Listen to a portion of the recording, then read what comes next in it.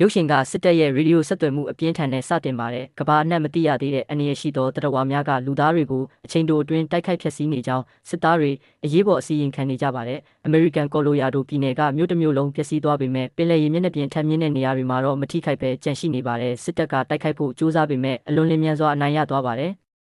နှစ်အနေငယ်ကြာပြီးနောက်လူသားတွေဟာတောင်တန်းမြင့်ဒေသတွေမှာခိုလုံနေရပြီးအဲ့ဒီတရဝါတွေဟာအမြင့်တစ်ခုထက်မတက်နိုင်ကြောင်းသိလာကြပါတယ်။ကော်လိုရာဒိုတောင်တန်းတွေကမြို့ငယ်လေးတစ်မြို့မှာအသက်ရှင်ကျန်သူတွေနေထိုင်နေကြပြီးအဲ့ဒီထဲမှာဟန်နာဆိုတဲ့ကောင်လေးတစ်ယောက်လည်းပါဝင်ပါတယ်။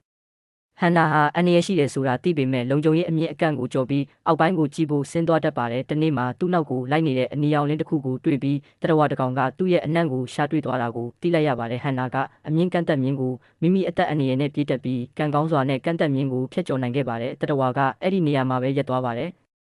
အိမ်ပြန်ရောက်တဲ့အခါဖခင်ဖြစ်သူဝီကသူ့ကိုပြင်းပြင်းထန်ထန်ဆုံးမပြီးသူ့မှာအဆုတ်အားနေနေတာကြောင့်အသက်ရှူဆက်ကိုညတိုင်းသုံးနေရတယ်ဆိုတာသတိပေးပါတယ်ဟန်နာဟာမွေးကလေးကအဆုတ်မပြည့်စုံတဲ့ကလေးဖြစ်ပြီးစစ်ထုတ်ဖီလာမရှိရင်အသက်အန္တရာယ်ရှိပါတယ်ဖီလာတွေကုန်းလူနီးပါးဖြစ်လာတဲ့အခါဝီဟာအန္တရာယ်ကြီးဆုံးဆုံးဖြတ်ချက်တစ်ခုချလိုက်ပါတယ်အောက်မြေပြန့်ကိုဆင်းပြီးဆေးရုံတစ်ခုမှာဖီတာရှာဖို့ဆုံးဖြတ်လိုက်တာပါသူနဲ့အတူတရဝါတွေကိုတတ်နိုင်မဲ့နီးလန်းရှာနေတဲ့သိပ္ပံပညာရှင်နီနာနဲ့မိတ်ဆွေကက်တီတို့ပါဝင်လာပါတယ်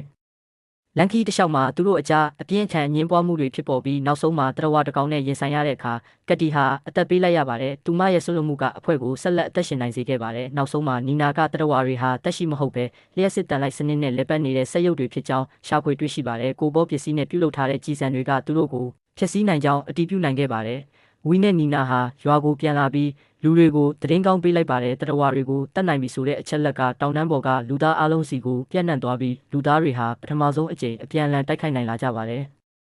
ရုပ်ရှင်အဆုံးမှာလူသားတွေဟာမျောလင်းချက်အသစ်နဲ့အောက်မြေပြန့်ကိုဆင်းသွားပြီးတရဝါတွေကိုပြန်လည်တိုက်ခိုက်နေကြတာကိုမြင်ရပြီးဇလန်းကအလားအလာကောင်းတစ်ခုနဲ့အဆုံးသတ်သွားပါတယ်